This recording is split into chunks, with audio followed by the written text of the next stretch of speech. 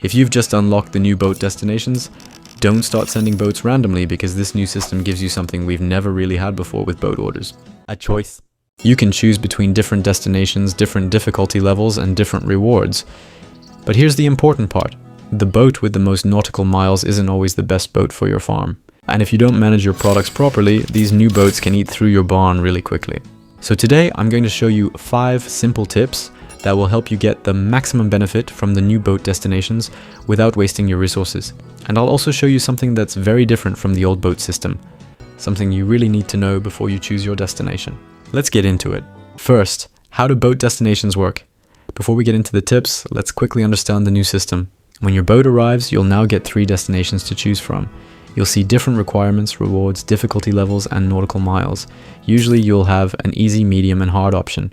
Before you choose, you can check exactly what each destination is asking for and what rewards it offers. Once you select one, that's the boat order you're working with.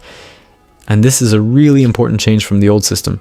Before, if you didn't like your boat order or didn't have the required products, you could simply send the boat away without filling any crates.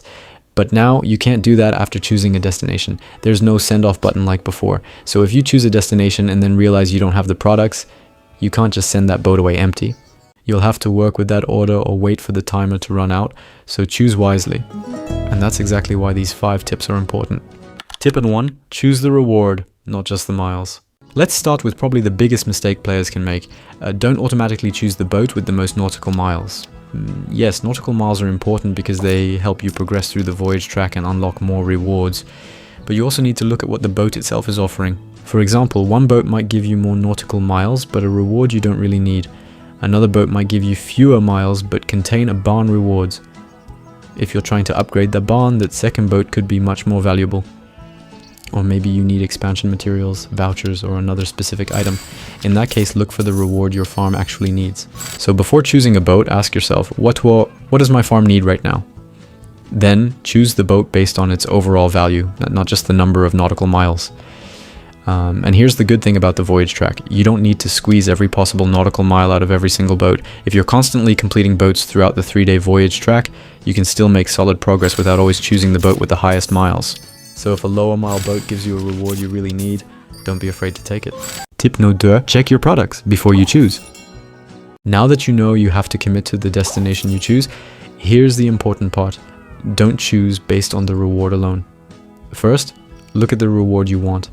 Then immediately check the products the boat is asking for and see how much you already have. Maybe you already have enough products ready. Great. That could be a really good boat for you. But if you check the requirements and realize you barely have any of those products, stop and think before choosing it, because now you might have to spend hours producing everything you need just to complete one boat. And honestly, that might not be worth it. If one destination is going to take hours of production while another option is much easier for your farm, it's smarter to skip the difficult one and take the easier boat. You might not get the exact reward you wanted, but you'll save a lot of time and products. And remember, you'll have another boat opportunity soon, so before you tap a destination, take a few seconds and check the requirements. Those few seconds can save you a lot of resources and a lot of waiting later. With boats arriving roughly every 5 minutes, you can run through your barn very quickly, so don't wait for a boat to tell you what to make.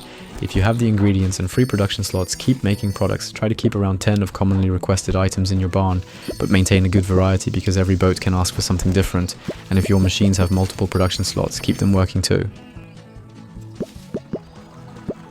Let's say you've chosen your boat and you're almost finished, but you're missing 1 or 2 products. Don't panic, start making those products yourself, and at the same time put in a help request so other players can help you basically do both things at once. You have plenty of time to complete the boat, so don't just sit there waiting for someone to fill your crates. If someone helps, great. You save some products. If nobody helps, that's fine too, because your products are already being made. So ask for help, but keep producing. Don't wait around.